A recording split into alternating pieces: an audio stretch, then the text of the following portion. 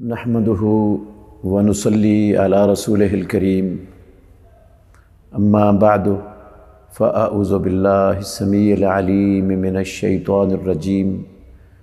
بسم اللہ الرحمن الرحیم۔ میری آیتوں کے بدلے میں تھوڑی قیمت مت خریدو۔ یہ الفاظ ہیں جن الفاظ سے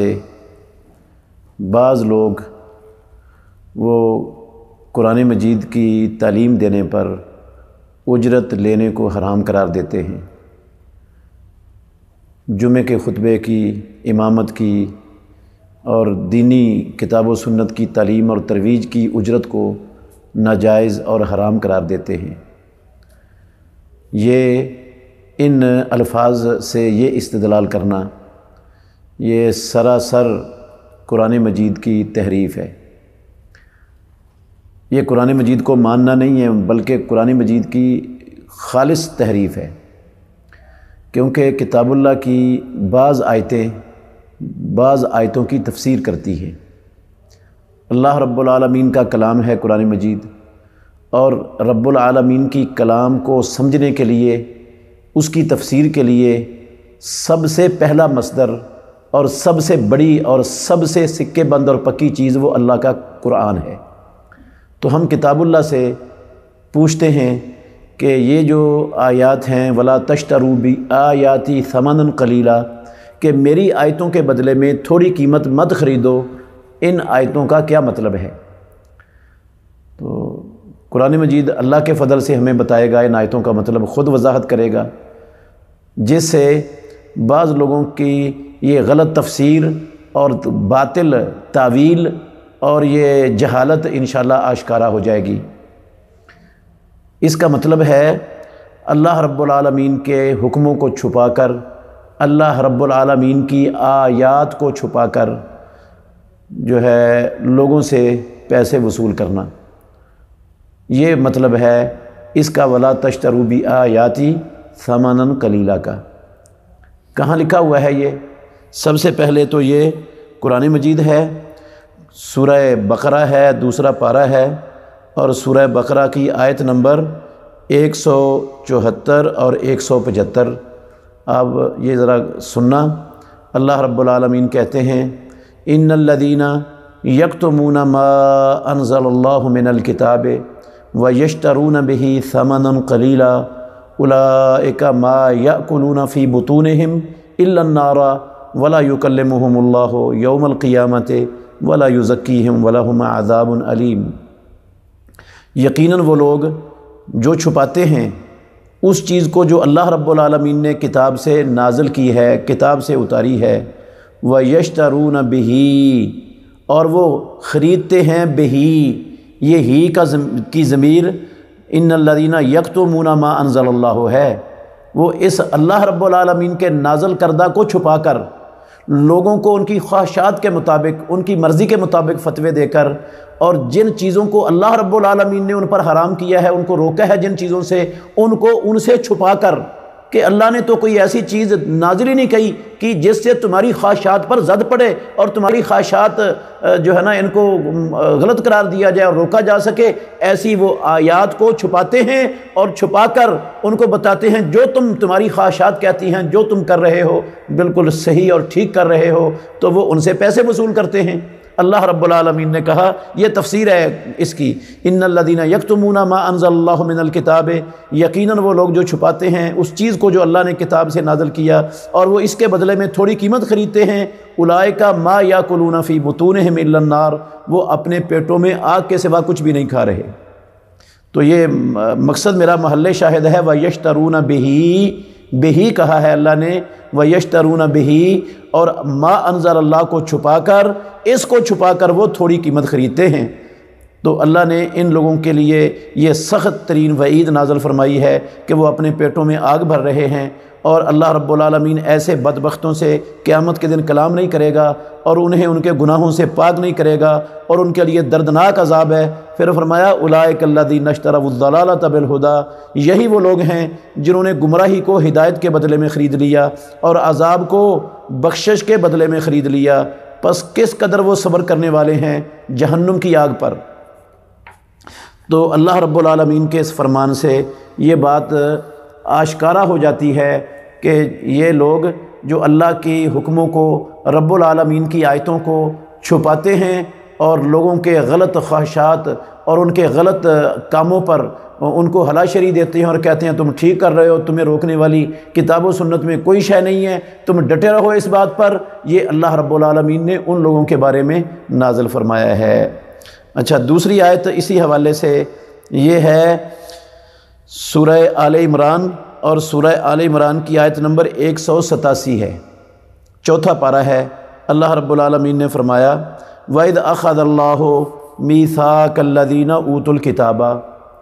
یہ بھی اس کی خوب تفسیر کر رہی ہے کھول کر یہ آیت بھی۔ فرمایا اور جب اللہ رب العالمین نے پختہ وعدہ ان لوگوں سے لیا جو کتاب دیے گئے تھے، لَتُبَيِّنُنَّهُ لِلنَّاسِ، کہ تم ضرور بھی ضرور اس کو لوگوں کے لیے بیان کرو گے۔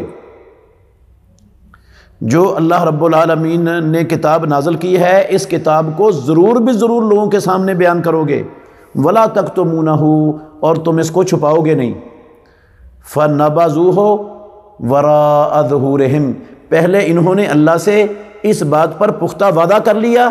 فَنَبَذُوهُ وَرَاءَ ظُهُورِهِمْ، پھر اپنی دنیاوی خواہشات کی خاطر، اپنے پیٹ کی آگ کو بھرنے، اپنے پیٹ کو آگ سے بھرنے کی خاطر، پھر انہوں نے نَبَذُوهُ وَرَاءَ ظُهُورِهِمْ، اللہ سے کیے ہوئے پختہ وعدے کو اپنی پیٹھوں کے پیچھے پھینک دیا۔ وَاشْتَرَوْا بِهِ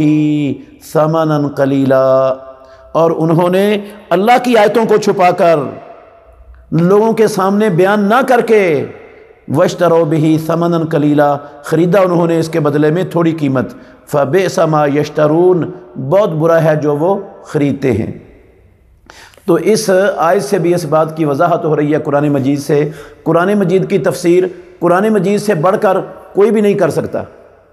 اور اللہ رب العالمین کی تفسیر سے بڑی تفسیر اور سچی تفسیر کسی کی ہو ہی نہیں سکتی۔ تو اس سے پتہ چلتا ہے کہ اللہ کے احکام کو، اللہ کی آیتوں کو چھپانا اور اس سے لوگوں سے اس کے بدلے میں پیسے وصول کرنا اللہ رب العالمین نے اس سے منع فرمایا ہے۔ ہاں، لوگوں سے رشوت لے کر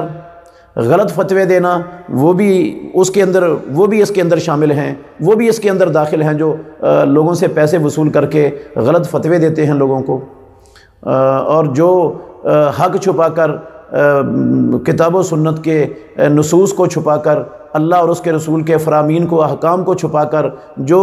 لوگوں سے حاصل کرتے ہیں دنیا کا مال اور متاع اور ساز و سامان، وہ سب لوگ اس کے اندر داخل ہیں۔ اس کا تعلق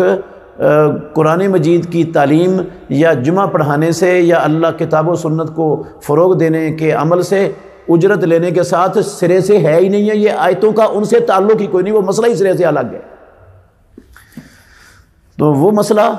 قرآن مجید کی تعلیم پر اجرت لینا، جمعہ پڑھا کے اجرت لینا، نمازیں پڑھا کے اجرت لینا، کتاب و سنت کی تعلیم دے کے اجرت لینا، وہ تو نہایت ہی اعلیٰ اور عمدہ ترین عمل ہے، اور اس کے لیے محمد الرسول اللہ صلی اللہ علیہ وسلم کی زبان سے نکلے ہوئے سچے اور سچے لفظ موجود ہیں۔ صحیح بخاری شریف کی حدیث کے اندر یہ الفاظ رسول اللہ صلی اللہ علیہ وسلم کے عام ہیں۔ آپ نے فرمایا اِنَّا اَحَقَّ مَا أَخَذْتُمْ عَلَيْهِ أَجْرًا کتاب اللہ، سب سے زیادہ حق چیز جس پر تم اجرت لے سکتے ہو وہ اللہ رب العالمین کی کتاب ہے۔ اللہ کی کتاب پڑھا کر، اس کی تعلیم دے کر،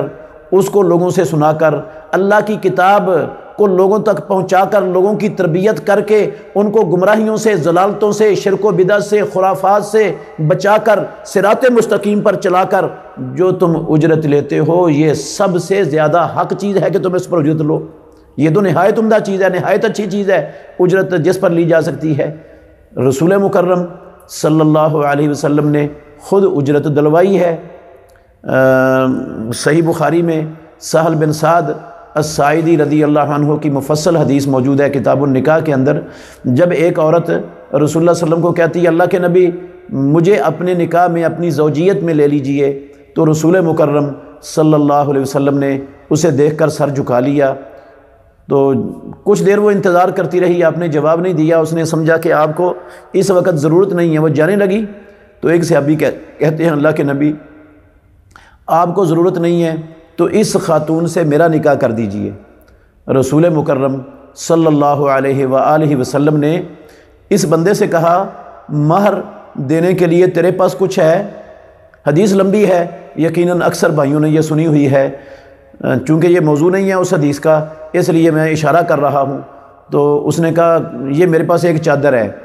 آدھی اس کو دے دوں گا آدھی خود لے لوں گا۔ رسول اللہ صلی اللہ علیہ وسلم نے فرمایا نہ اس کے کام کی رہے گی نہ تیرے کام کی رہے گی، جاؤ کوئی چیز ڈھونڈ کے لاؤ۔ وہ گیا گھر سے ڈھونڈ کے آیا، کچھ اس کو نہیں ملا، کہنے لگا اللہ کے نبی کچھ بھی نہیں ہے اس کو دینے کے لیے۔ آپ نے فرمایا لوہے کی انگوٹھی ہی ملتی ہے تو وہ لے آؤ۔ پھر گیا آ کر کہتا ہے اللہ کے نبی لوہے کی انگوٹھی تک کی بھی کوئی چیز نہیں ہے۔ تو رسول مکرم صلی اللہ علیہ وسلم نے کہا کیا تجھے قرآن مجید کی کوئی صورتیں یاد ہیں؟ اس نے کہا جی اللہ کے نبی فلاں فلاں صورتیں مجھے یاد ہیں۔ تو رسول اللہ صلی اللہ علیہ وآلہ وسلم نے کہا وہ صورتیں اس کو یاد کروا دینا، اذهب فقد انکحتکھا بما معک من القرآن، یہ جو قرآن کی تعلیم پر اجرت ہے نا، یہ اسی مزدوری کے بدلے میں نے اس کا تیرے ساتھ نکاح کر دیا ہے۔ تو اللہ کے نبی نے تو خود اجرت دلوائی ہے، حق مہر دینا فرض ہے، یہ نکاح کا حصہ ہے، شرط ہے نکاح میں حق مہر، حکم دیا اللہ رب العالمین نے اس کے دینے کا۔ تو حق مہر، اور جس کے پاس کوئی چیز دینے کے لیے نہیں تھی اس جگہ پر، اس مال کی جگہ پر رسول اللہ صلی اللہ علیہ وسلم نے یہ قرآن مجید کی تعلیم کو اجرت بنا دیا، اور یہ اجرت ہی ہے محمد رسول اللہ صلی اللہ علیہ وسلم نے۔ اور پھر اس کے علاوہ ابو بکر صدیق رضی اللہ تعالیٰ عنہ جب خلیفہ بنے ہیں تو انہوں نے جو خطبہ دیا ہے خلافت کے ملنے کے بعد، اس خطبے کے اندر یہ لفظ موجود ہیں، تاریخ کی کتابوں میں سیرت کی کتابوں میں آپ کو یہ لفظ ضرور مل جائیں گے۔ انہوں نے کہا کہ لوگوں پہلے ابو بکر اور ابو بکر کے گھر والے، ابو بکر کماتا تھا، خود بھی کھاتا تھا اور اپنے گھر والوں کو بھی کھلاتا تھا، اب ابو بکر مسلمانوں کے کاموں میں مشغول ہو گیا ہے، اب وہ خود کما نہیں سکتا ہے اپنے لیے اور اپنی بیوی بچوں کے لیے، اب ابو بکر بھی اس کے بیوی بچے بھی بیت المال میں سے تنخواہ لیں گے۔ ابو بکر صدیق رضی اللہ عنہ نے فیصلے بھی کرنے تھے کتاب و سنت کے مطابق، انہوں نے خطبہ بھی دینا تھا، انہوں نے سارے مسلمانوں کے امور کو دیکھنا تھا، اس کے اندر نمازیں بھی تھیں، خطبہ بھی تھا، اور کتاب و سنت کی تعلیم اور تربیت کا عمل بھی تھا۔ تو انہوں نے کہا اب ابو بکر بیت المال میں سے تنخواہ لے گا۔ اگر یہ کتاب و سنت کی تعلیم دے کر تنخواہ لینا اگر یہ جائز نہ ہوتا تو صدیق اکبر رضی اللہ تعالیٰ عنہ جو اللہ کی زمین پر آسمان کی نیلی چھت تلے نبیوں کے بعد اولاد آدم میں سب سے افضل انسان ہے، کیا وہ یہ کہتے کہ اب ابو بکر تنخواہ لے گا ادھر سے بیت المال میں سے؟ اگر حلال نہ ہوتا تو ابو بکر اور اس کے گھر والے بیت المال میں سے کھائیں گے؟ اور کیا سارے صحابہ رضوان اللہ علیہم اجمعین جو موجود تھے وہ ابو بکر صدیق رضی اللہ عنہ کے اس غلط خطبے پر کیا وہ خاموش رہتے؟ کیا وہ انکار نہ کرتے اس پر؟ یقینی بات ہے، ہمارا ایمان ہے، اگر یہ چیز حرام ہوتی تو ابو بکر صدیق رضی اللہ عنہ کبھی بھی اس کو لینے کا اعلان نہ کرتے، اور اگر ان سے غلطی ہو بھی گئی تھی تو باقی صحابہ کبھی اس پر خاموشی اختیار نہ کرتے، وہ یقیناً اس سے ابو بکر صدیق کو آگاہ کرتے اور کہتے کہ آپ کا یہ عمل درست نہیں ہے، اللہ اور اللہ کے رسول کے فرمان کے خلاف ہے۔ تو اس کے علاوہ کتاب و سنت میں سرے سے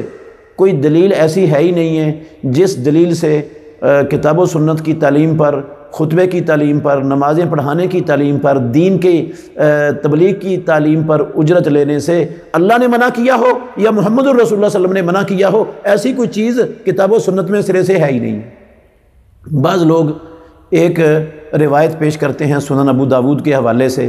تیر کمان تحفہ ملا تھا ابی بن کعب کو یا کسی اور صحابی کو، تو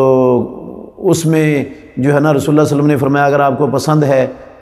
آگ کی کمان تو پھر لے لو۔ یہ حدیث سندن ضعیف ہے۔ البانی صاحب رحمۃ اللہ علیہ انہوں نے اس کو صحیح قرار دیا ہے، لیکن البانی صاحب رحمۃ اللہ علیہ کا فیصلہ درست نہیں ہے کیونکہ اس کی سند میں اضطراب ہے، اور اس کی سند میں ایک راوی بھی مجہول ہے، اور اس کی مطابقت میں جو روایت پیش کی جاتی ہے اس میں بقیہ بن ولید راوی ہے، وہ بھی ضعیف ہے۔ نہ یہ روایت ٹھیک ہے، نہ اس کی مطابقت میں پیش کی جانے والی روایت ٹھیک ہے، اور اس کی سند میں اضطراب بھی ہے۔ تو یہ کئی علتوں کی بنا پر یہ روایت تو پایہ ثبوت کو پہنچتی نہیں ہے، اس کو دلیل بھی نہیں بنایا جا سکتا۔ امام ابن حزم رحمۃ اللہ علیہ نے محلہ ابن حزم کے اندر لکھا ہے کہ ایسی کوئی روایت سنت کے ذخیرے میں صحیح سند سے ثابت ہی نہیں ہے جو کتاب اللہ کی اور دین کی تعلیم اور تبلیغ پر اجرت لینے سے روکنے والی ہو۔ ایسی کوئی روایت اس معنی اور مفہوم کی کوئی روایت صحیح سند سے حدیث کے ذخیرے میں موجود ہی نہیں ہے۔ تو اس لیے میری نصیحت ہے ان مسلمانوں سے جو لوگوں کو گمراہ کرتے ہیں، کتاب و سنت کی تعلیم سے روکنا چاہتے ہیں اور اس کی اہمیت کو کم کرنا چاہتے ہیں اور کتاب اللہ کی تحریف کر کے باطل تعویل کر کے وہ اللہ کے دین کی دشمنی جو ہے نا وہ ایک طرح سے کر رہے ہیں اور اہل کتاب کے گھٹیا عمل کی وہ نقالی کر رہے ہیں، اس کی تقلید کر رہے ہیں، تو ان کو توبہ کر لینی چاہیے، اللہ سے معافی مانگنی چاہیے۔ اور قرآن مجید نے جو اپنی تفسیر خود کی ہے، رب العالمین نے جو خود اپنی تفسیر کر دی ہے، اس کو چھوڑ کر اپنی باطل تعویل وہ پیش کر کے قرآن مجید کی تکذیب سے توبہ کر لیں اور باز آ جائیں، ورنہ آخرت میں انجام بڑا گمبھیر ہونے والا ہے۔